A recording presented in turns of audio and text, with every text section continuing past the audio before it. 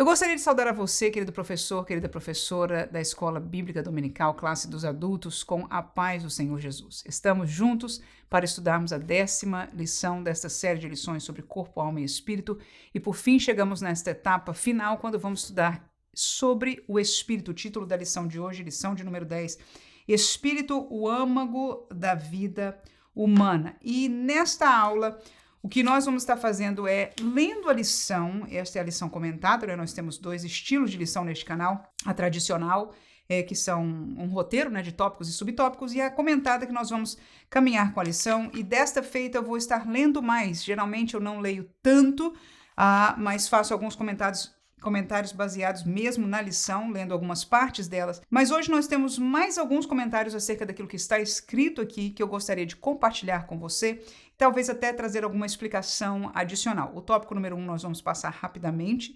O tópico número 2 vai ser o tópico central de aprendizado dessa lição. E o tópico número 3 vai terminar, não é, este entendimento, e vai também ser um pouco mais rápido. Então, o tópico primeiro, estamos na página de número 70, não é? Com certeza você já leu a leitura bíblica em classe, o texto áureo, inclusive a parte de preparação, né, do plano de aula para o professor, as sugestões que estão ali, a introdução, e nós vamos começar lendo sobre o tópico primeiro, que na página 70 diz o sopro divino, a concessão do Espírito. Subtópico 1, o fôlego de vida. Feito de uma matéria pré-existente, o pó da terra, o corpo humano estava inerte até receber o sopro divino, o fôlego da vida, ato pelo qual Deus deu ao homem o Espírito e o tornou alma vivente. Então, nós temos claramente na explicação ali do Gênesis, que foi feito a um corpo do pó da terra, e então depois, numa segunda etapa, então foi assoprado, não é, no homem o Espírito, tornando alma vivente. Até então, vou seguir a leitura, toda a criação havia sido feita mediante o emprego de ordens verbais: haja, ajuntem-se, produza. O homem, contudo, recebeu vida por uma comunicação especial, o elemento espiritual soprado por Deus. A matéria, portanto o corpo, recebeu vida espiritual consciente, constituída de espírito e alma. Então, esta palavra, vida espiritual consciente, estamos falando daquilo que nós temos estudado, né? Da junção daquilo que é imaterial. Então, o corpo tem duas partes, uma parte material e uma parte imaterial. E esta parte imaterial, como nós vamos ler aqui mais uma vez, já foi explicado, ela não se dissolve, ela não se separa, né? Então, nós temos a parte biológica, material, que o homem entende pela biologia que ele estuda, e nós temos uma parte imaterial, que o homem não entende, só conhece esta realidade intuitivamente, porque sente, né? Mas a descrição de como isso funciona pela Bíblia Sagrada. Então, trata-se do espírito com a alma do homem. Então, vamos seguir a leitura aqui. O espírito é a parte imaterial através da qual estabelecemos nossa comunhão com o Criador. A vida que o espírito recebe de Deus é por ele transmitida à alma. Esta, por sua vez, a expressa por meio do corpo. Então, nós vemos nesta frase a comunicação sempre, em tudo, não é? Do espírito com a alma e com o corpo. Na nossa explicação do tópico número 2, nós vamos trazer isso de uma maneira mais clara, mais explicativa do assunto, inclusive, da lição. Mas foi uma boa introdução aqui, dizendo que aquilo que está no espírito tem uma comunicação, tem uma expressão com a alma, e da mesma maneira o da alma com o corpo humano. Portanto, o espírito, eu estou seguindo e terminando a leitura do primeiro subtópico, é o âmago, a parte mais profunda e íntima do ser humano, entranhado com a alma e inseparável dela. E eu sublinhei essa última frase, mostrando e fazendo-nos entender este assunto que é simples, mas o espírito do homem, que nós já lemos aqui, é a parte que se comunica com o Espírito de Deus, é a parte mais íntima, se pudéssemos dizer, mais dentro, não é? Se pudesse fazer uma figura, não é que seja necessariamente assim, o Espírito não tem forma, mas está mais interior, ela se comunica com Deus, não é? E ela está junto junto à alma, tornando estes dois a parte imaterial do homem, e estas partes juntas, a parte imaterial é inseparável, não só enquanto estamos em vida, mas após esta vida também não serão jamais separados. Portanto, é uma vida espiritual, nós sublinhamos esta frase aí também, vida espiritual consciente, ou seja, o espírito junto com a consciência, é o corpo espiritual junto com a alma do homem, que estão sempre juntos. Muito bem, segundo subtópico, a singularidade do espírito. A alma e o espírito são mencionados ao longo do Antigo e do Novo Testamento como componentes imateriais distintos. E a palavra-chave que o autor quer nos explicar é essa palavra de distinção. Zacarias 12:1 diz que Deus forma o espírito do homem dentro dele. Jó faz referência ao corpo, representado pela boca, ao espírito e à alma. Há também o bem conhecido texto de Eclesiastes 12:7, e o pó volte à terra como o era, e o espírito volte a Deus que o deu. Então, este aí separa somente a parte material. Eu estou falando agora deste versículo porque alguns irmãos às vezes nos perguntam sobre este versículo, né? O pó trata-se do lado ou da parte material do homem, não é? Aquela que nós entendemos pela biologia, sentimos, pegamos nela. E o espírito, neste contexto aqui, como em muitos outros do Antigo Testamento, e é isso que o autor vai nos explicar aqui, ele está querendo explicar sobre o fato de que às vezes espírito significa espírito e alma, principalmente no Antigo Testamento, mas em toda a Bíblia, e às vezes está separado, ok? No entanto, nós vamos ver que estes dois são distintos, vamos provar aqui pelo texto do nosso estudo. Mas neste versículo, o entendimento deste versículo é que o pó está se falando da parte material, ok? Está se falando da parte material. E este vai... quando nós morremos, apodrece e volta à terra, ainda sem entrar no contexto da ressurreição, ok? Num contexto simples, o corpo material se desfaz, ele volta à terra. E o espírito volta a Deus que o deu. Então, o espírito aqui é a parte imaterial, ela volta ao poderio de Deus que o deu, ou seja, o domínio de Deus, Deus quando deu ao homem, e o homem tem... na vida aqui na Terra, livre-arbítrio para decidir o seu destino eterno através da escolha de Deus, do caminho de Deus, através hoje da fé em Jesus Cristo, não é? Ou de permanecer distante de Deus. Ora, depois que esta pessoa morre, então a gestão deste ser espiritual não está mais no poder do homem, mas sim no poder de Deus. E aí nós vemos outros tantos versículos bíblicos que, depois disso, então, alguns vão ser levados para um lado, são mandados para um lado, e outros vão ser mandados para outro lado. Há dois destinos eternos. Este versículo não está falando sobre isso, está falando sobre o caso de que este ser espiritual consciente volta agora ao domínio de Deus, não é? Então, ele já perdeu o tempo que ele faz uma escolha, ele tem esta liberdade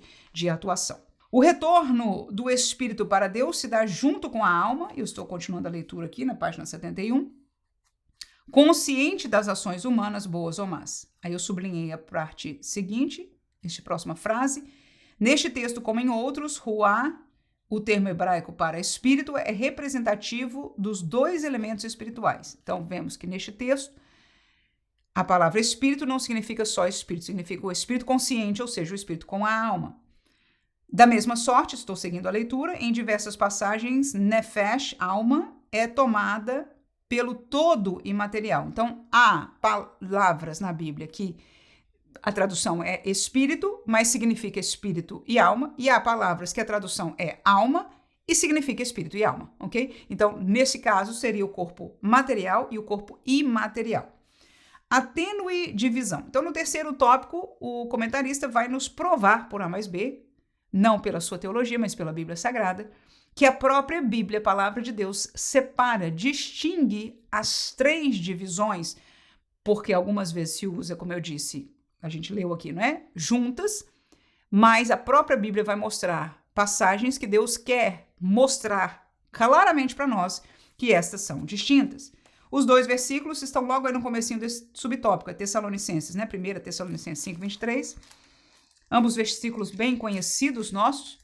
E o mesmo Deus de paz vos santifique em tudo, e todo o vosso espírito e alma e corpo sejam plenamente conservados e irrepreensíveis para a vinda de nosso Senhor Jesus Cristo. Então, nós vemos neste texto claramente as três partes explícitas com o querer, não é, da palavra, dizendo que estas três devem ser preparadas de alguma maneira para a vinda de Jesus. Hebreus 4:12 é outro texto também muito conhecido nosso, né? Trata-se da palavra de Deus, falando da atuação da palavra de Deus.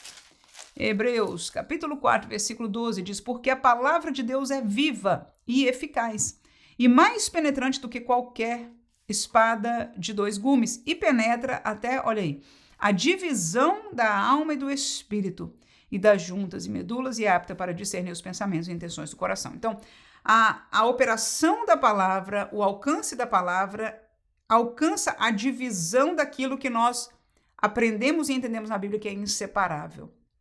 Apesar de serem inseparáveis, há uma distinção entre as duas. E é isto que este versículo e aquele outro vem nos explicar biblicamente. Então, se nós ensinamos que o ser humano é dividido em três partes, corpo, alma e espírito, nós agora temos a comprovação bíblica de que é assim. Eu não vou ler o resto do terceiro subtópico, porque esta seria a palavra que eu gostaria de deixar aqui sobre isso.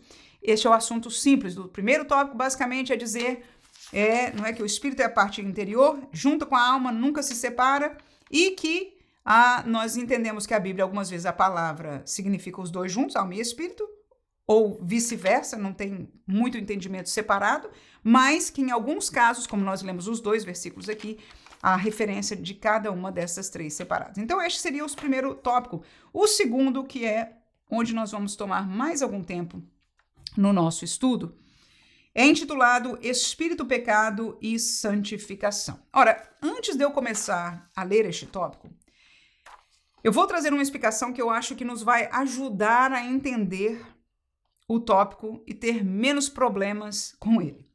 A primeira coisa que nós vamos olhar é a distinção entre um homem sem Deus, ok?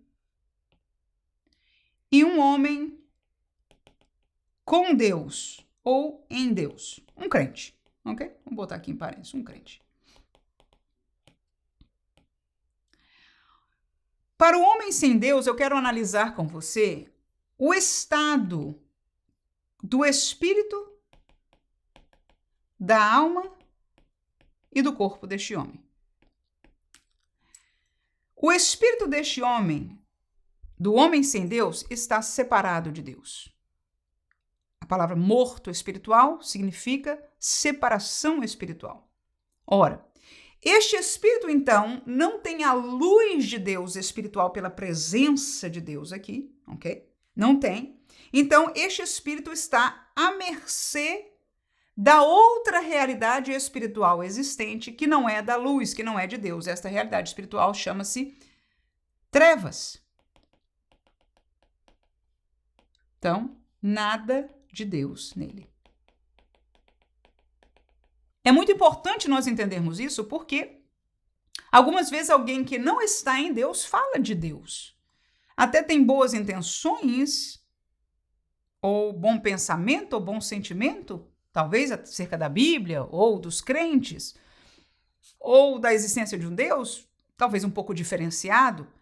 Mas o que eu quero fazer nos entender é a realidade bíblica, não é da minha opinião, é a realidade bíblica do lugar, se eu pudesse dizer, espiritual do homem. Vamos colocar assim para nós entendermos. Há um lugar no ser humano, né? Há um corpo que é esta parte de fora que tem contato com o mundo que nós convivemos.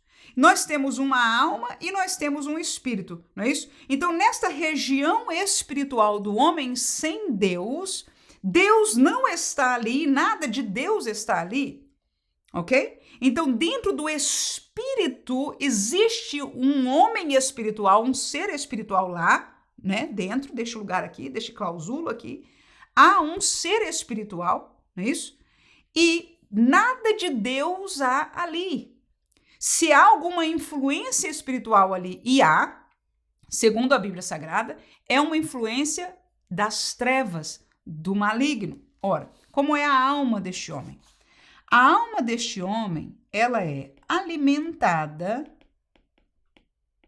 pelos valores do mundo.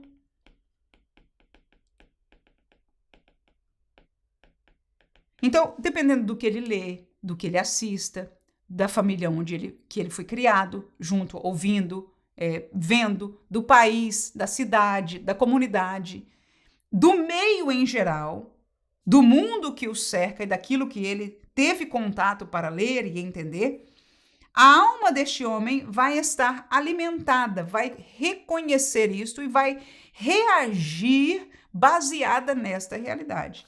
Mas não só isso, esta alma também pode e vai ser sensibilizada pela fonte espiritual.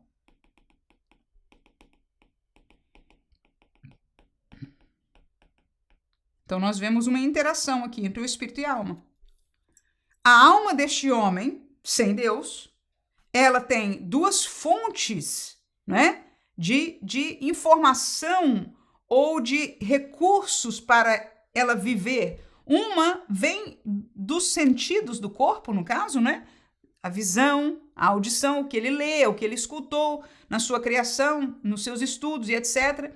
Então, o que alimenta esta alma vem de fora, mas esta alma também é sensibilizada pelo que está dentro, que eu chamaria aqui de fonte espiritual, e que nós já aprendemos que é as trevas.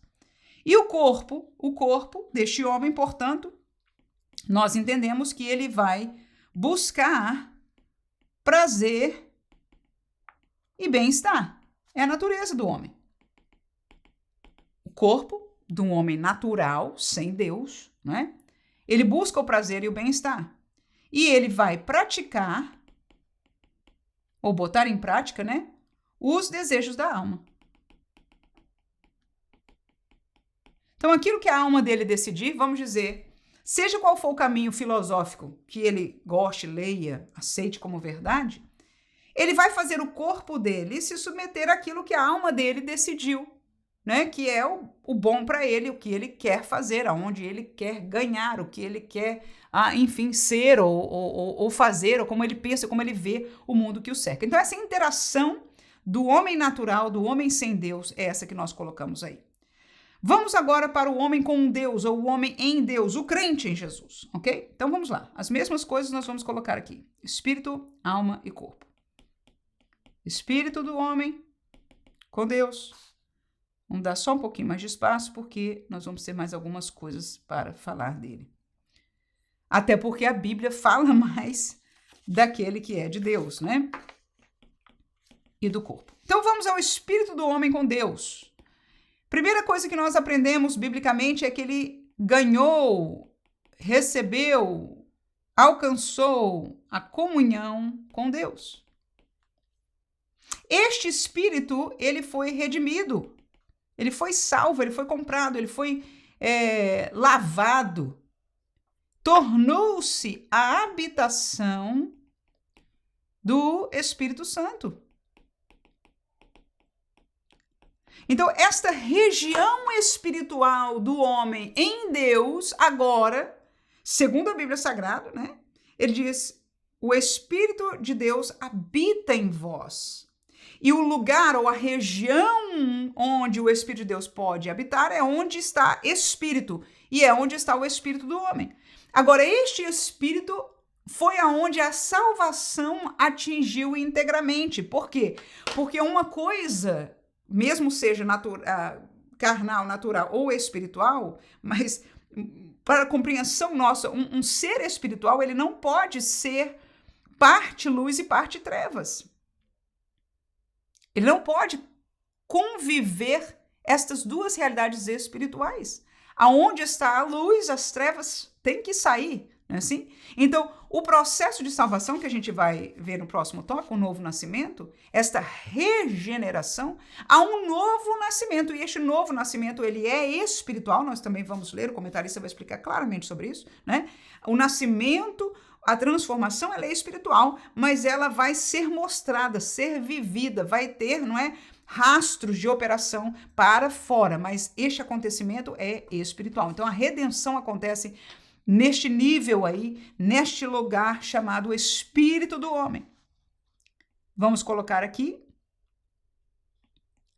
a palavra fruto do Espírito, que é aquele que nós aprendemos lá, né, em Gálatas 5:22, ele emana daqui, do espírito do homem. E ele traz saúde espiritual. E todas essas palavras que eu estou colocando, não pense que eu estou fugindo do assunto, não. É muito importante o que eu estou colocando aqui e são propositais essas palavras. Por exemplo, essa saúde espiritual é uma palavra muito proposital que eu estou colocando aqui. Quando a gente lê o tópico, você vai entender exatamente por que eu usei estas palavras. Então, o espírito, essa localização dentro da esfera do corpo do homem, chamada espírito, agora tem comunhão com Deus, né? O pecado se separava o homem de Deus, agora nós temos comunhão com Deus.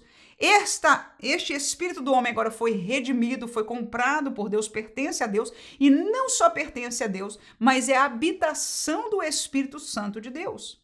Porque o Espírito de Deus habita dentro de nós, nesta região espiritual do homem. Ele, o Espírito Santo de Deus, naturalmente frutifica. O que nós lemos em Gálatas 5:22 é o fruto do Espírito.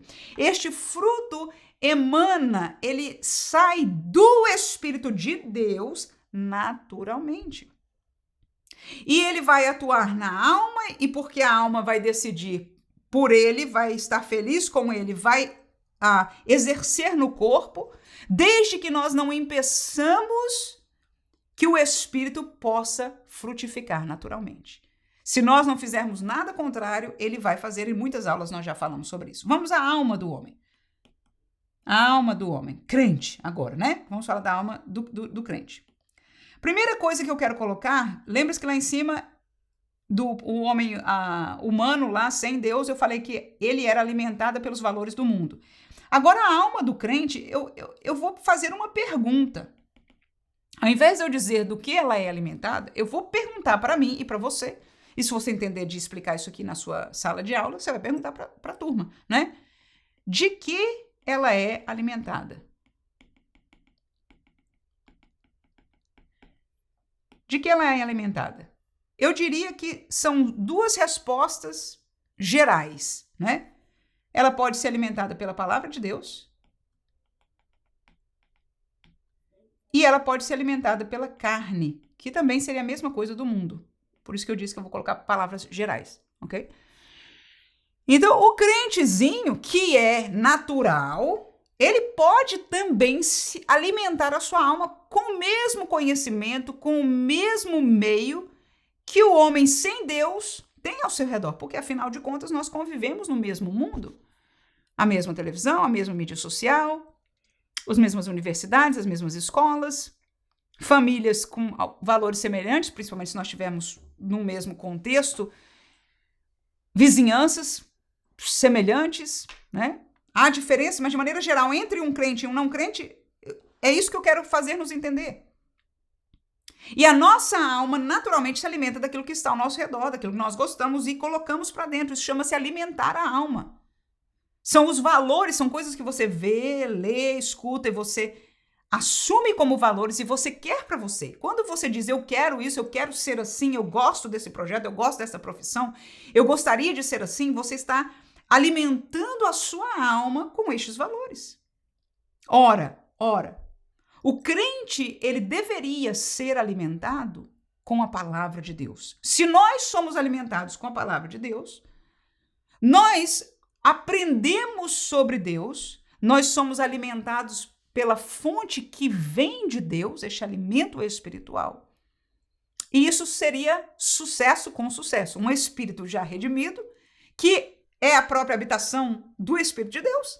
E agora uma alma que é alimentada com o alimento de Deus, com a palavra de Deus, que não só traz racionalmente a instrução daquilo que Deus é, daquilo que Deus fez, das coisas de Deus, mas que vem ser um alimento para a alma, e a alma assim se torna fortalecida. Mas, felizmente ou infelizmente, nós também temos acesso ao mundo e dar vazão a alimentar a nossa alma com estes valores carnais e mundanos que estão ao nosso redor.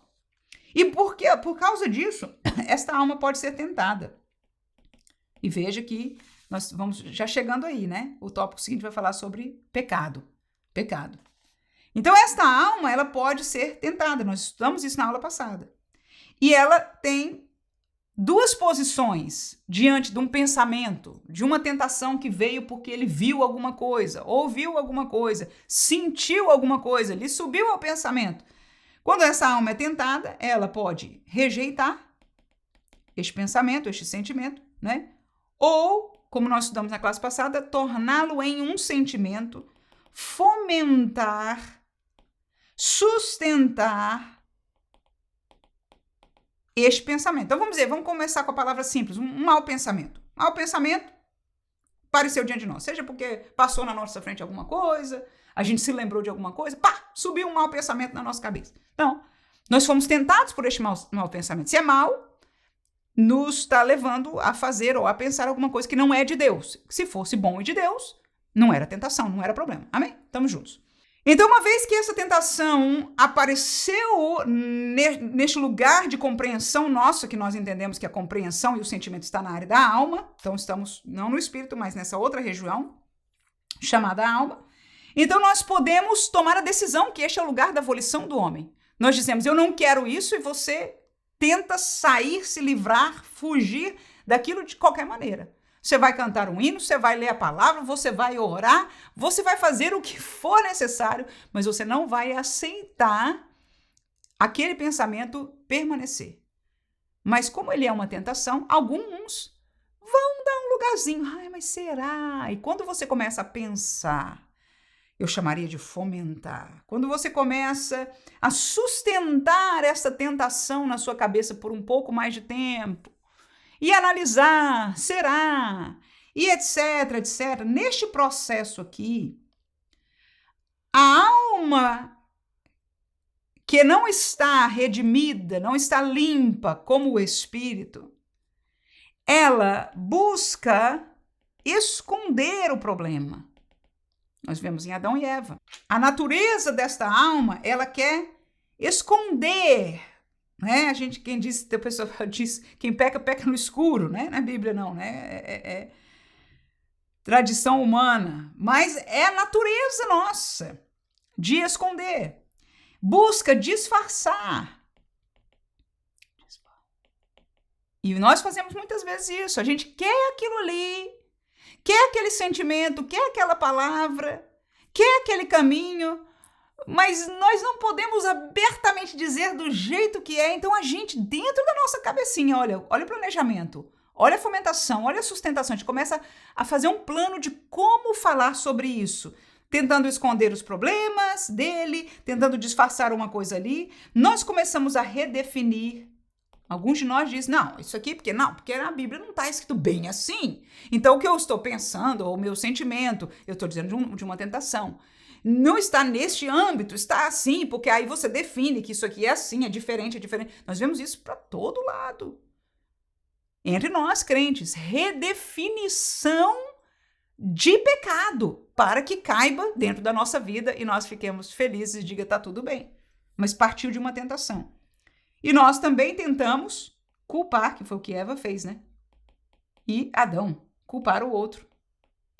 Achar alguém para quem culpar. Ah, eu pensei isso, eu tô assim, eu tô querendo isso porque a minha mãe fez aquilo. Porque no passado, quando eu era criança, meu tio fez aquilo. Porque o meu professor de escola dominical falou aquilo. Então, este culpar o outro, todos são, né, trabalhos que a alma fazem para que essa tentação, este desejo que estava já dentro de nós, que tornou-se uma tentação, e nós vamos casar isso aí com o texto de Tiago, que nós conhecemos já também, né? Então, dentro dessa esfera da alma, tudo isso está aqui e ao invés, a única saída que nós tínhamos era jogar fora, que era o que nós devíamos ter feito, mas porque nós deixamos, então ela vai começar a mover isso aí, disfarçar, redefinir, culpar o outro. E você tem a história perfeita para que eu e você possamos ficar com esta tentação, este pecado fomentado, até ele se tornar vivido, explícito na nossa vida. É o que diz o texto de Tiago. Vamos lá.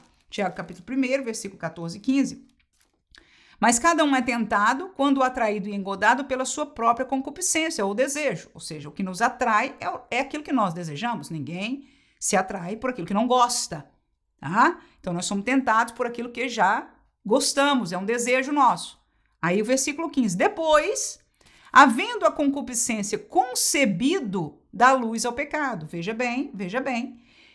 O pecado, então, foi concebido, foi dado à luz a ele, né? Depois que esse desejo foi fomentado, tornou-se um projeto, né?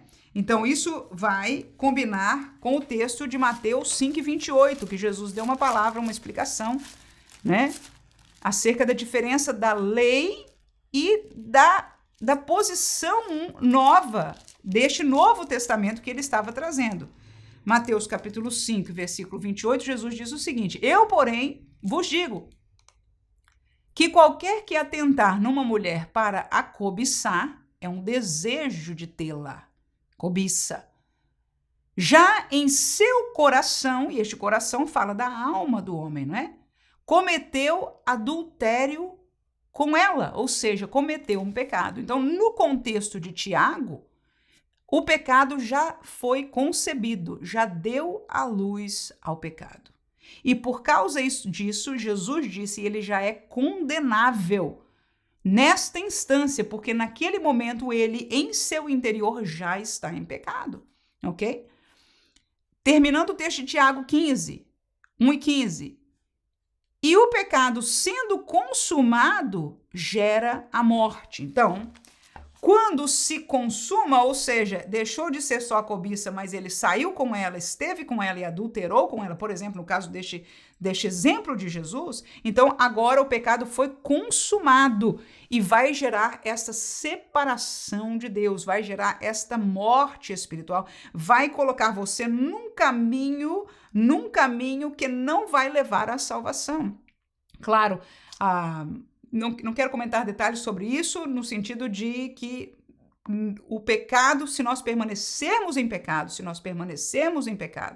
é que nós somos condenados. A pessoa pode imediatamente se arrepender, nós conhecemos casos bíblicos e entendemos esta realidade na igreja, não é? No entanto, e tanto para o adultério, como para a mentira, como para todo e qualquer pecado, não é assim? No entanto, já naquele momento houve uma divisão, ou seja, o Espírito de Deus não vai mais comungar com esta realidade do pecado dentro deste homem. Não é que o Espírito saiu naquele momento, ainda não, mas ele já não comunga, ele já não tem mais liberdade espiritual de frutificar o fruto do Espírito. Por quê? Porque o pecado tomou vazão ali. Ora, vamos à terceira parte do corpo. E eu coloquei aqui o espírito, alma, não é? Então agora o corpo. O corpo do homem crente. O corpo do homem crente. Em primeiro lugar, ele executa igualzinho o corpo do homem não crente. Olha essa parte aqui. O planejado pela alma. Então o que a sua alma disser, se a alma diz, foge, como Paulo disse a Timóteo, foge dos desejos da mocidade. O sábio Salomão contou lá no provérbio, né? Disse aquele tolo rapaz que caiu na conversa daquela mulher, né? Da adúltera. Se ele tivesse fugido, este era o projeto da alma. A alma disse não e ele fugiu. Então a alma, o corpo vai executar o planejado pela alma. Mas se a alma fomentou, fez um projeto, ninguém vai ver, afinal a culpa é do marido dela, afinal a culpa é do vizinho, afinal isso não é bem assim. Então tudo aquilo que a gente já falou, de esconder, disfarçar, redefinir, culpar os outros. Então houve um planejamento. O pecado foi concebido ali na alma e agora o corpo vai ter a tendência de executar. O corpo humano do crente busca, por natureza, os prazeres, do mesmo jeito que o ímpio.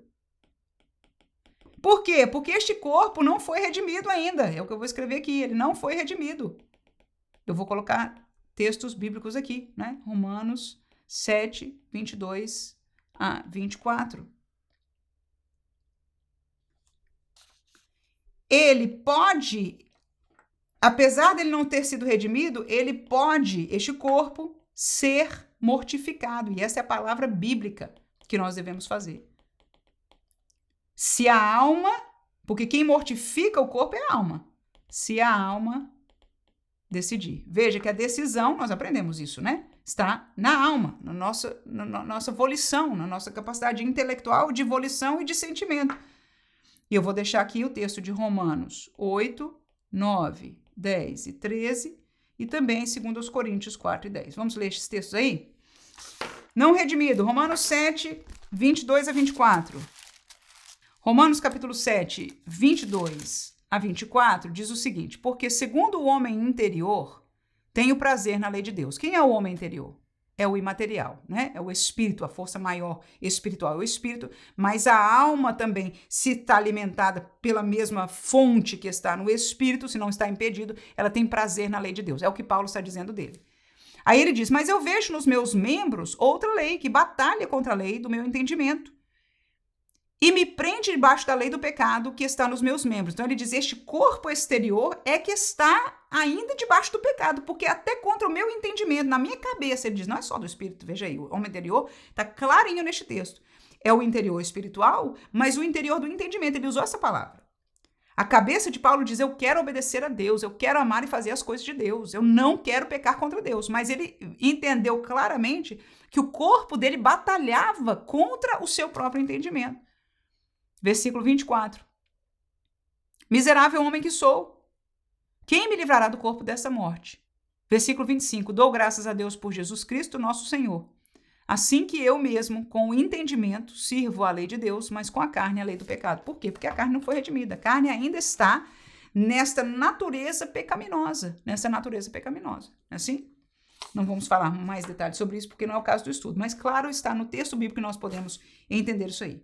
Agora, Romanos capítulo 8, versículo 9, 10 e 13, trata-se do que a alma pode decidir para mudar essa realidade do corpo.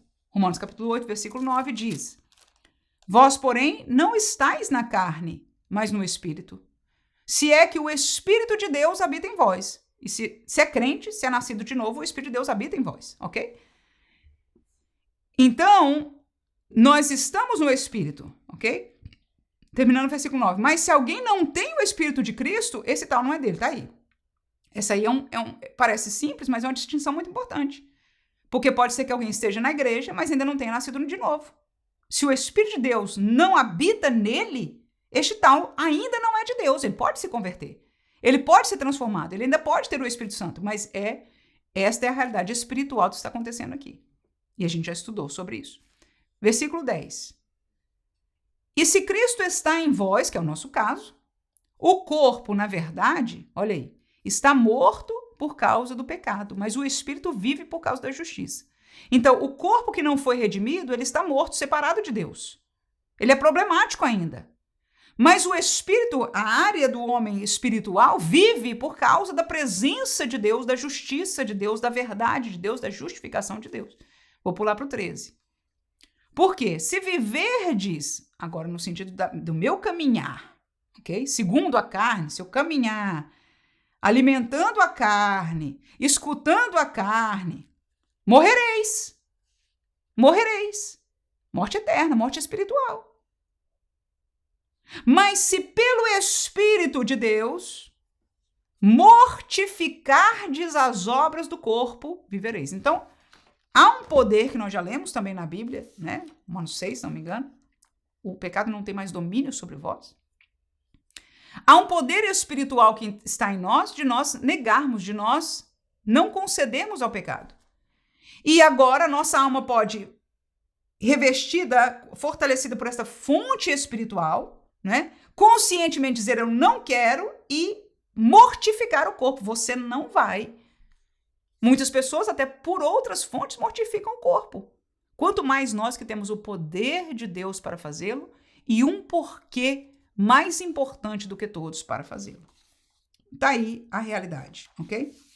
Vamos ao texto da nossa... E depois eu vou explicar alguma coisa baseada já no texto da nossa lição. Ok, página 72. Espírito, pecado e santificação.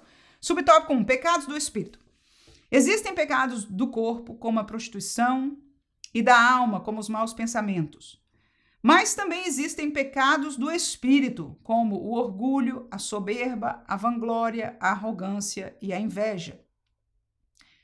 Esses costumam ser piores do que os pecados do corpo, sutis e às vezes ocultos, Os pecados do espírito causam terríveis males. Além de prejudicar os seus autores, afetam e destroem muitos relacionamentos. Eu vou parar aí porque neste ponto tem duas colocações aí interessantes para nós falarmos sobre ela. A primeira coisa que eu quero falar antes de entrar na explicação é o seguinte. Quando nós explicamos teologicamente os assuntos, trazendo um entendimento formal, racional sobre as coisas, nós podemos ter maneiras de explicar, habilidades lógicas, até a própria lógica, nem sempre ela é igual para todo mundo. E com isso eu quero dizer que entre a minha explicação, a de outro professor que esteja no YouTube, a do próprio pastor que escreveu este material, nós podemos ter um pequeno diferencial de como ver determinadas coisas, entender determinadas coisas, ver a lógica de determinadas coisas bíblicas, e isso que nós estamos fazendo é teologia. É explicar com a linguagem do nosso entendimento da lógica as verdades de Deus que são extraídas da Bíblia. Isso é teologia. Então, todos nós que praticamos isso somos teólogos por natureza. Porque os teólogos que nós conhecemos os nomes deles fizeram esta mesma coisa, são conhecidos e muitas vezes nós nos chamamos hoje de teólogos porque nós estamos defendendo a teologia de alguém.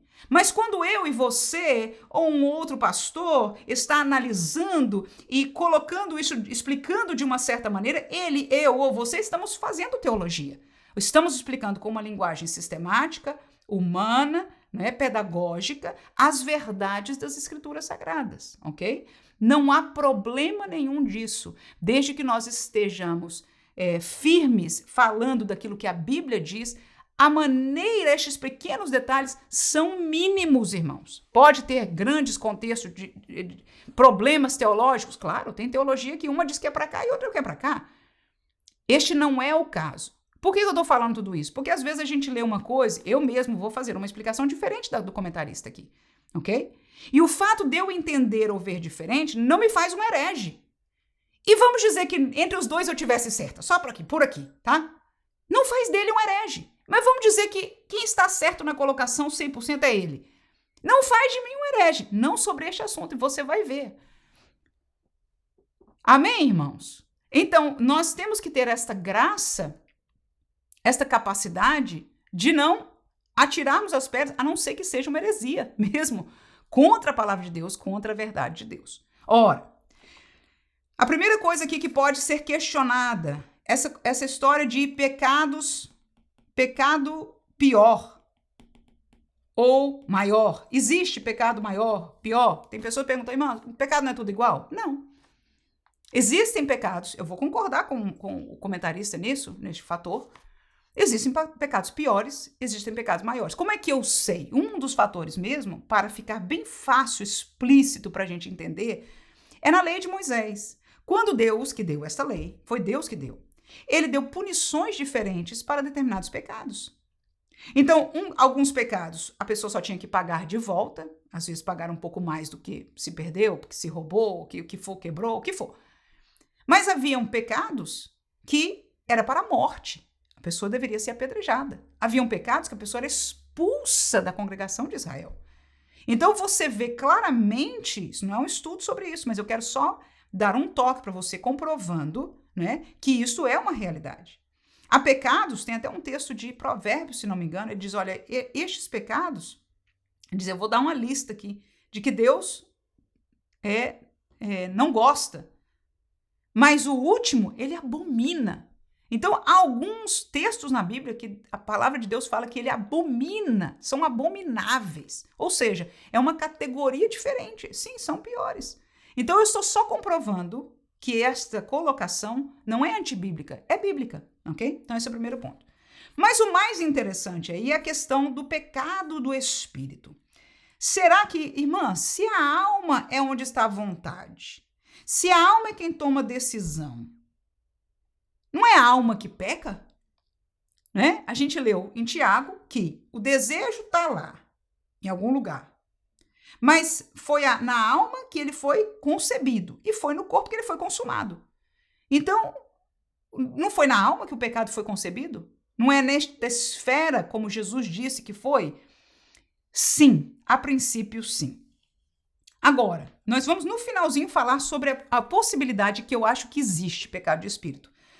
Mas estes que ele mencionou aqui, eu não chamaria de pecados do espírito. Eu chamaria de enfermidade espiritual. E eu vou te explicar por quê. Ora, vamos voltar ao nosso quadro aqui. Quando nós alimentamos a alma das coisas do mundo, quando nós somos tentados e caímos, fomentamos algo em nós, que são fontes como essa aqui. Vamos dizer, a soberba, a vanglória, a arrogância, venha de algo que você está lendo, venha de uma carreira que você escolheu, mentores que você está lendo sobre eles. Esta é a posição deles, você assumiu isso, deixou encher, presta atenção, alimentou a sua alma e isto trouxe uma enfermidade no espírito. Então, esta região do homem chamada espírito está agora e pode sim estar enfermada. Existem enfermidades do corpo, da alma e espírito. E esta enfermidade espiritual vai começar a ser um impedimento, porque ela se chama pecado, ela é pecado por natureza, estas coisas que está dizendo aqui é pecado, ok? E ela começa a impedir a atuação natural do espírito, que a gente falou que quando é crente, o espírito mora lá e começa a frutificar. Ora, se o pecado entra lá e traz esta enfermidade, este câncer ali, isto vai impedir a atuação natural do Espírito Santo, vai diminuir, o espírito vai começando, não é, a perder a influência, porque a influência espiritual maligna agora do pecado, ok? Do pecado vai começar a crescer dentro desta região espiritual. Então, eu usaria estas palavras no contexto, eu diria que esta pessoa ou alguém, eu já usei isso em classes passadas, não com essa profundidade de explicação, mas eu disse, essa pessoa tem enfermidades espirituais. Pode um crente ter enfermidades espirituais? Sim. Como? Ele nasceu de novo, irmã, ele foi perdoado. Pois é, quando ele nasceu estava limpinho, é igual o ser humano, a maior, claro, o pecado hoje até algumas crianças já nascem doentes, mas de maneira geral a gente aprende que ele nasce livre das mazelas que nós, por aquilo que nós consumimos, depois nós adoecemos, né? Só de maneira geral para nós entendermos. A mesma coisa. Nós nascemos de novo brancos como a neve, perdoados, limpos, né? Ficha limpa diante de Deus, comunhão com Deus. Estamos com tudo pronto para aprender de Deus. Mas se a gente alimentar a alma com a palavra, nós vamos aprender de Deus. Mas se a gente alimentar esta alma do crente com as coisas do mundo, o que vai acontecer? Nós vamos adoecer a alma e ela vai afetar, trazer doenças. Porque quando você pecar, já se torna uma enfermidade no espírito. O pecado, ele não atua na alma, ele é decidido na alma, mas essa mácula, ela vai entrar no espírito, porque o pecado separa o homem de Deus. Ele começa a impedir a atuação de Deus. E você vai ver na realidade da nossa vida que o Espírito Santo vai tentar trazer este homem a enxergar, a se arrepender. Há uma luta ali, não é? E nós vemos na pessoa do filho pródigo, por exemplo, que foi para o pecado, foi para distante de Deus. Mas um dia se arrependeu, né? E o Espírito Santo foi quem disse, tenta voltar para o Pai. Né? A gente não escuta isso na palavra, a gente diz, ele pensou, né? Ele tomou a decisão. Mas eu entendo, porque se o Espírito tivesse saído dele, ele não se arrependeria, irmãos. Isso é teologia, eu sei que é pesado colocar tudo isso junto aqui, mas essa é a verdade. Não vou diminuir. Essa é a verdade. Se o Espírito tivesse saído dele, ele não se arrependeria. Hebreus capítulo 6, a gente vai falar um pouquinho mais na frente, é profunda essa aula, ok? Então, o Espírito estava ali, só que ele não ia para o céu estando no mundo, não, porque ele estava no caminho largo. Ele decidiu sair do estreito, sair da casa do Pai, e não foi um pecado, não foi um erro, não foi qualquer tipo de erro que fosse, irmãos. Não foi um erro, foi uma decisão de uma vida, e ele estava no caminho largo. Então, para sair do caminho largo e voltar, precisava de um arrependimento. E este é o contexto que você vê, inclusive, Jesus pregando para os judeus. Chamando ao arrependimento. Conheciam a Deus, pertenciam a Deus como nação. No caso, o filho de pródigo era filho do pai. Era filho.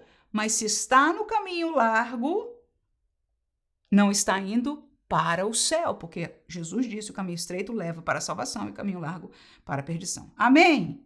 Então, a única coisa que eu mudaria aqui existem pecados de espírito? Sim, mas estes que ele nomeou aqui, eu os chamaria de doenças do espírito ou nesta região espiritual. Vou seguir a leitura. Certas expressões pecaminosas da alma e do corpo, como iras, disputas e maledicências, geralmente são reflexos de pecados do espírito e eu diria enfermidades do espírito, ou na região do espírito, né? Em alguns casos, não é difícil percebê-los. Sambalat, Tobias e seus asseclas não contiveram sua soberba e inveja, mas Neemias permaneceu firme, redobrando a vigilância e a oração. Diante de capciosas e sistemáticas oposições, precisamos ter prudência e resiliência sem nos abalar. Então, para terminar isso aqui, eu volto a dizer, é um erro o que o pastor escreveu? Não. É só uma maneira de explicar uma escolha de palavras, mas que todas chegam a uma mesma realidade. O pecado é um problema. O pecado separa o homem de Deus, né? E eu vou até falar daqui a pouco sobre essa questão do pecado do espírito, ok? E aí você vai entender claramente sobre isso. Por que não dizer sobre isso agora? Então, a primeira questão aqui é o pecado maior ou um pecado pior que existe, nós comprovamos biblicamente. E a segunda é a questão do pecado do espírito. Ok. Para entender a existência ou não, isso sou eu escrevendo e estudando, tá, irmãos? Aqui eu ponho para lá, para cá, eu fiz uns outros 2 papéis, esse aqui eu já passei a limpo, tá bonitinho, mas é assim que a gente aprende, né? Pensando, indo para a Bíblia. Existe pecado no espírito? Eu diria que sim, existe pecado do espírito.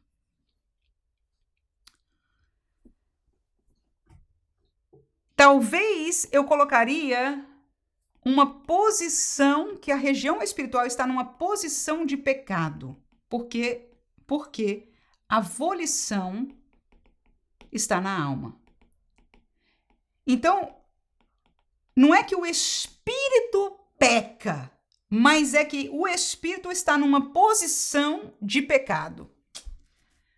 Ele não está limpo, ele não está bem. Ele está manchado, mesmo do crente. É por isso que eu usei a palavra enferramado, né? Então, como a volição está na alma, o espírito ele pode pecar no sentido de estar numa posição de pecado. Primeira coisa que eu quero dizer aqui, todo pecado fere o Espírito de Deus. Aonde é que habita o Espírito de Deus? Muito bem. Todo pecado entristece, a palavra bíblica, né? Fere o Espírito de Deus. Todo pecado. Qualquer pecado que nós cometamos, corpo, na alma, pequeno ou grande, todo ele fere, entristece o Espírito de Deus que habita em nós, ok? Segunda coisa que eu quero lembrar-nos aqui. Quando a alma permanece, nós estudamos isso aqui agora, no pecado, ela gera uma enfermidade no espírito. Ok? Então tá a relação entre o espírito e a alma aqui, que nós falamos dele, né?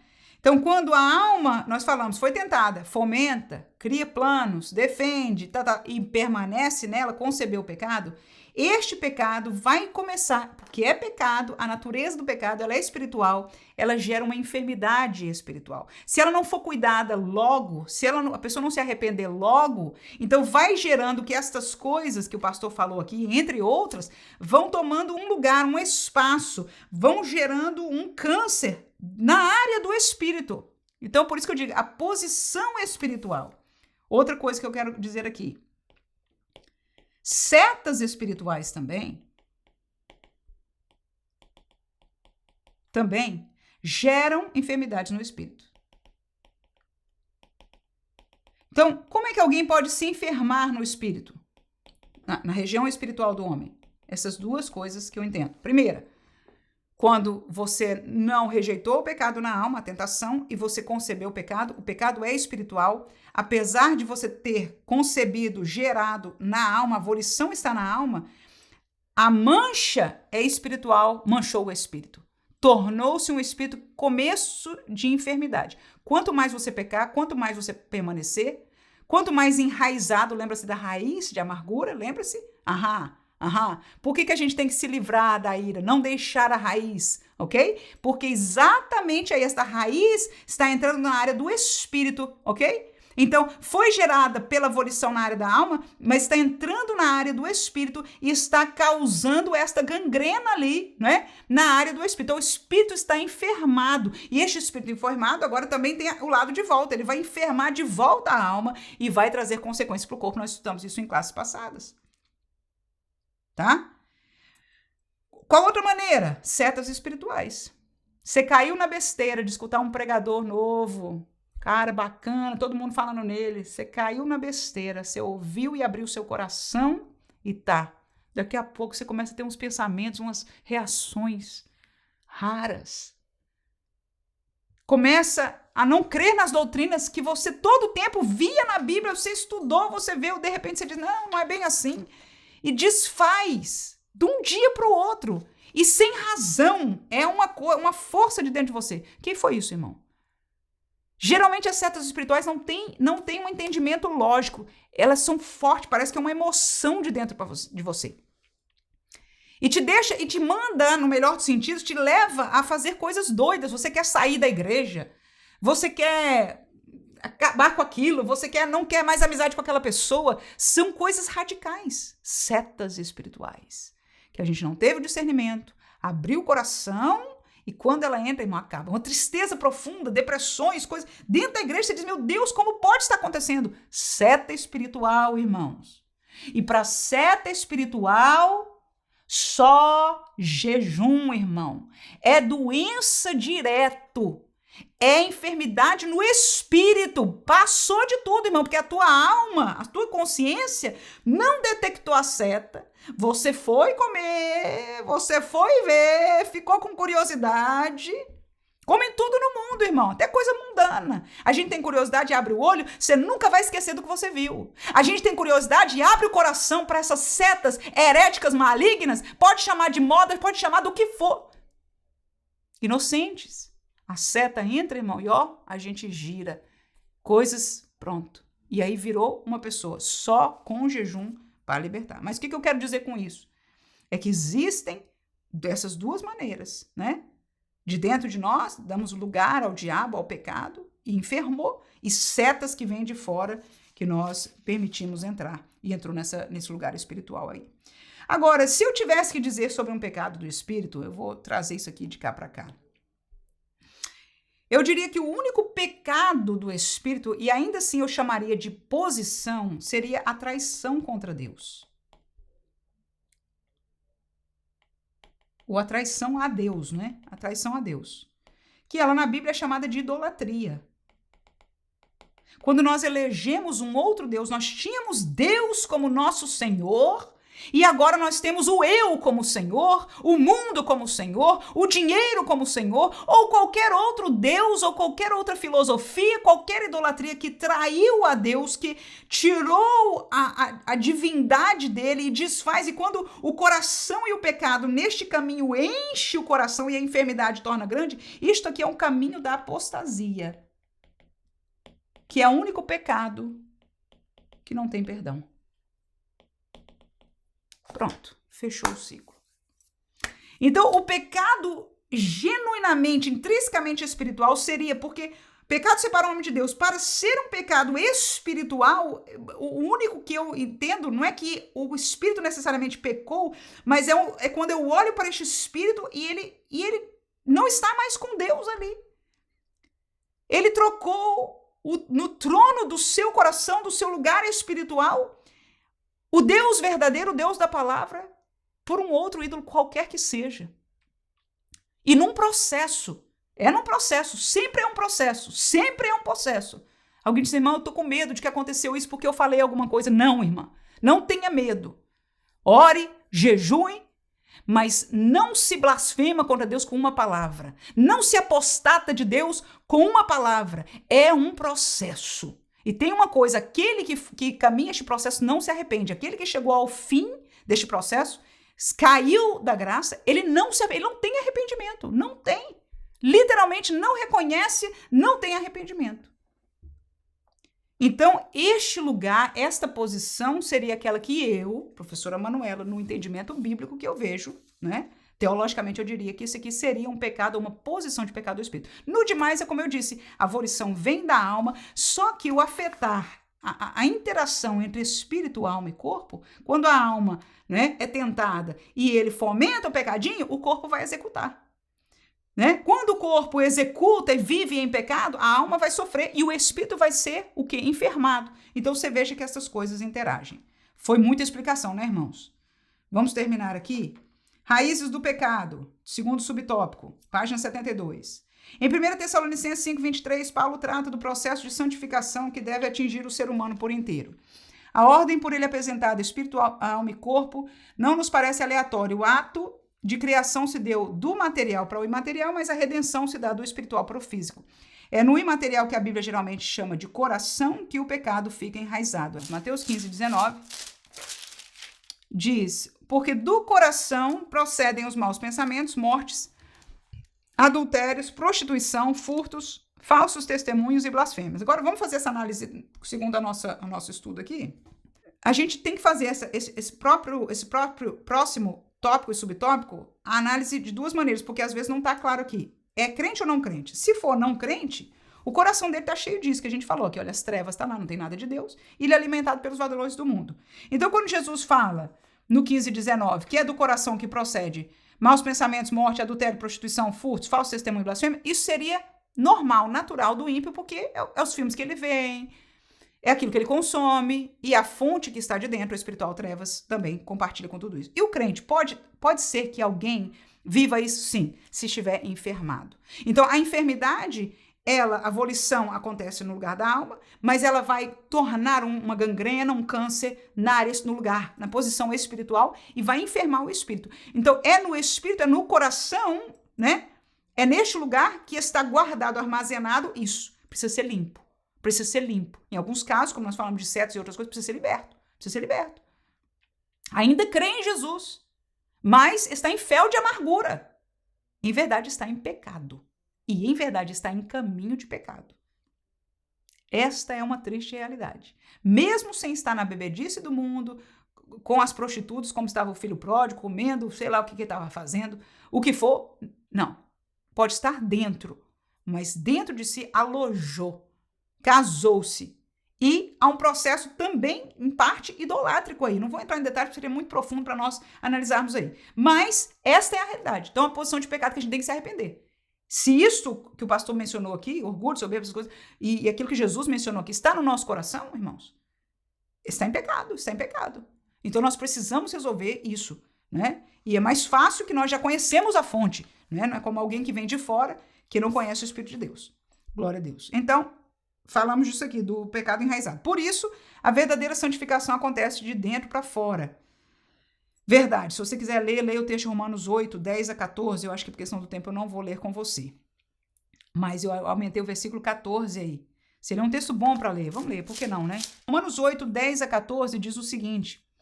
E se Cristo está em vós, o corpo, na verdade, está morto por causa do pecado. Está aí, não foi ainda redimido. E Cristo está em vós, olha aqui, se Cristo está em vós, que é o nosso caso, o corpo, na verdade, está morto por causa do pecado, mas o espírito vive por causa da justiça. Versículo 11. E se o espírito daquele que dos mortos ressuscitou a Jesus habita em vós, e habita, aquele que dos mortos ressuscitou a Cristo também vivificará os vossos corpos mortais, pelo seu espírito que nós habita. Ou seja, há uma força espiritual que vai dar vigor, que chega não só à alma, mas até o corpo. Versículo 12. De maneira que, irmãos, somos devedores não à carne para viver segundo a carne. Porque se viverdes segundo a carne, morrereis. Mas se pelo Espírito mortificardes as obras do corpo, vivereis. É o que nós fazemos, né? A santificação, que vem da presença do Espírito, mas somos nós, olha aí, que mortificamos. Presta atenção. Tem a volição e tem o fazer do corpo. O corpo obedece o que a alma planejou, ok? Então, mortificar vem a ordem, vem da alma. Mas a força espiritual vem de dentro. Você tem uma fonte que está te ajudando e que te dá poder sobre todas essas coisas. Versículo 14 e último. Porque todos os que são guiados, alimentados, fortalecidos, é a fonte de orientação, é do Espírito de Deus, esses são os filhos de Deus. Agora, se a nossa fonte, se nós alimentamos de fora, né, nós vamos impedir a orientação do Espírito de Deus que está dentro de nós. A falta dessa compreensão leva ao legalismo, além de representar uma distorção da doutrina da graça pela confiança nas próprias obras. Então, presta atenção. Não é que a gente confia nas obras. Não. A santificação do homem ímpio não tem nada com obra. É crer, se arrepender e pá, limpo, perdoado. Mas do crente tem que mortificar as obras. Tem que se arrepender e tem que mortificar o corpo. Pronto. Então, tem ação volitiva. O sacrifício de Cristo já fez a obra no crente muito tempo atrás, quando o Espírito veio habitar. Tá me entendendo aqui? Porque essa colocação aqui é verdadeira se estivesse falando do ímpio. Ok? A graça, nós nos santificamos, nós vencemos o mal pelo poder de Deus sozinho, se nós somos ímpios. Mas se nós somos crentes, o poder de Deus já habita em nós. O vencer o pecado em nós já existiu, o Espírito Santo já habita em nós, entendemos, irmãos? Então agora que Deus, pelo seu Espírito, habita em nós, a Bíblia é cheia, irmão, cheia. Leia as cartas de Paulo, irmão. É todo tempo, irmãos, não deixa a carne, disso aqui. Lembra do velho homem, você tem um novo homem, mortifica, não faça isso, não peque como antes, não faça aquilo. Por que, irmãos? Não faça. Mortifique as obras da carne, o corpo, a carne. Amém, irmãos? Então, nessa hora, não tem a ver com graça, não. A graça já nos colocou no caminho da vitória. Já nos perdoou daquele pecado. Agora a gente peca e fica no pecado se quiser. E não dependemos de Deus. Para Deus estar disposto a nos perdoar. Mas depende de nós nos arrependermos, mano. Então não vem com essa história de, eu tô pecando aqui, só Deus pode me tirar. Não. Não, irmãos.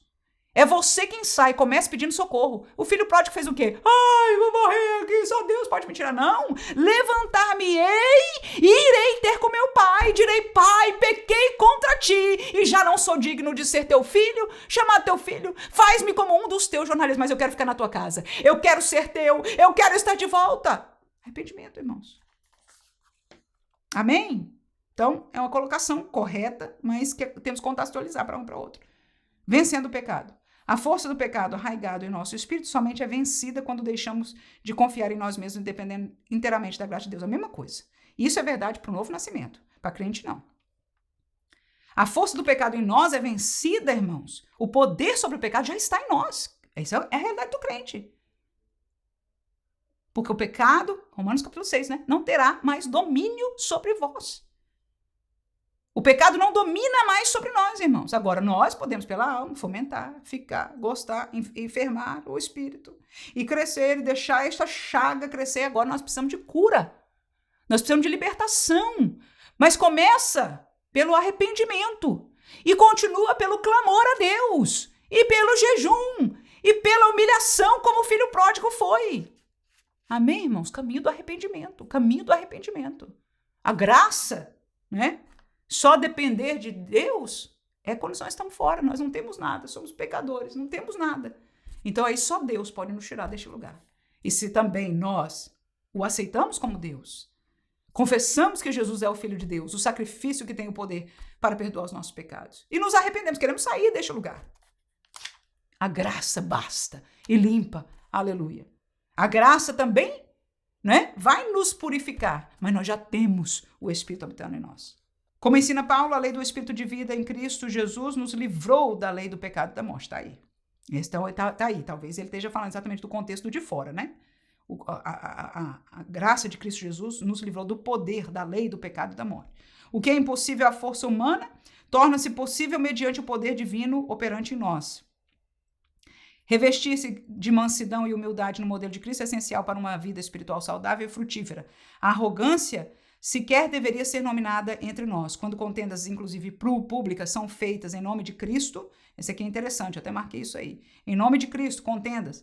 É porque ainda não compreendemos que o que é o verdadeiro cristianismo. Ao servo do Senhor não convém contender. Purifiquemos de todos os pecados, inclusive do Espírito, pelo meio da graça, aperfeiçoando da santificação no temor de Deus. Agora, com isso aí, eu tenho uma colocação, e a minha colocação é bíblica. Eu vou ao texto e não vou parar no versículo que o pastor leu aqui.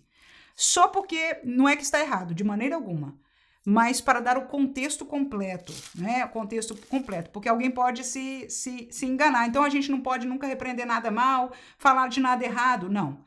Não é que a gente não possa defender o certo e falar o errado, por isso que eu quero ler a Bíblia aqui, ok? Vamos ler primeiro? Vamos deixar a Bíblia falar primeiro. 2 Timóteo, capítulo 2, 24 ao 26, diz o seguinte: E ao servo do Senhor não convém contender, perfeito, mas sim ser manso para com todos, apto para ensinar, sofredor, instruindo com mansidão, olha aí, os que resistem, a ver se porventura Deus lhe dará arrependimento para conhecerem a verdade e tornarem a despertar, desprendendo-se dos laços do diabo em que a vontade deles estão presos. Então, escuta aí, irmãos. A gente não tem que contender, mas tem que ensinar. Tem que ser manso e ensinar tendo a consciência de que se alguém está no erro, e eu estou falando do contender pela causa de Cristo. Porque contender pela carne, irmão, pela comida, pelo que se veste, isso aí, irmão, por favor, nem se nomeie entre nós. É triste. É carnal. É falta de se alimentar da palavra. E é muito se alimentar do mundo. Desculpa, mas é a verdade, ok? Nós falamos aqui da alimentação da alma, do homem do mundo, da alma do crente. Ok? Mas se há contendas teológicas ou das coisas na casa de Deus e etc., não, nós não temos que contender. Mas se há alguém que está enganado, está errado, nós não vamos causar confusão, jogar fora, fazer um Deus nos acuda, não, irmãos. Mas com mansidão nós vvamos o quê? O que diz a palavra? Que acabamos de ler, ensinar. Inclusive a estes que estão resistindo à verdade. Com que coração, irmão? Para ver se porventura, presta atenção, com o coração pedindo a Deus, Senhor, abre os olhos dele para que veja. Dá arrependimento ao coração dele para que ele desperte e saia do laço do diabo, irmão. Há coisas que eu vejo na igreja evangélica, nossa, inclusive algumas igrejas da nossa denominação. Que esta é a minha oração, Senhor, abre os olhos para que saiam, para que não aceitem mais estar presos em laços que são diabólicos.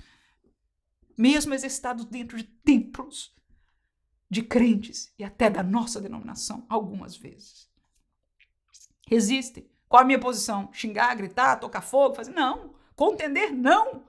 Mas ensinar. Aleluia. Que privilégio você tem de fazer a mesma coisa. Tópico número 3. O novo nascimento. A vitória sobre o pecado começa necessariamente com a experiência espiritual do novo nascimento. Ato divino operado em nosso interior, que nos outorga um espírito regenerado. Está aí, o espírito é regenerado. Está aí os textos bíblicos. Esse parágrafo final aí, eu marquei ele porque é muito importante. Isso era incompreensível para Nicodemos e seu padrão religioso, assim como é para os que desejam mostrar aparência de piedade sem terem experimentado o sobrenatural do processo de regeneração. Ou seja, aparência e regeneração nem sempre são a mesma coisa. O importante é regenerar e o regenerado, presta atenção, vai gerar uma nova aparência. Vou repetir. O regenerado vai gerar uma nova aparência. O aparentado não vai regenerar, mas o regenerado vai gerar uma nova aparência. Então, não, eu sou regenerado, não preciso de nova aparência. Não, é natural, irmãos. Desculpa. Desculpa, irmãos. É natural. É natural. O regenerado, o limpo, purificado por dentro, ele vai alterar algumas coisas, muitas coisas de fora. Com o espírito altivo, resistem à verdade e negam a inerrância e infalibilidade da Bíblia, considerando sua mensagem ultrapassada. Interpretam as escrituras conforme seus desejos já estabelecidos. Não podemos ter comunhão com os tais. Estes textos que o pastor colocou aí são muito bons. Normalmente 2 Timóteo 3 e 5, 2 Timóteo 4 e 3, 1 Timóteo 6, eu leria do 3 ao 5. Mas o contexto disso aí são estes falsos mestres dentro da igreja nos últimos dias. O contexto de 2 Timóteo é esse, nos últimos tempos, ok? E são falsos ensinadores. Eles estão no nosso meio hoje? Estão. E eles estão negando a inerrância e a infalibilidade da Bíblia? Estão. Eles usam um versículo aqui, colorem dali, e algumas vezes desfazem de algumas doutrinas, de alguns entendimentos bíblicos.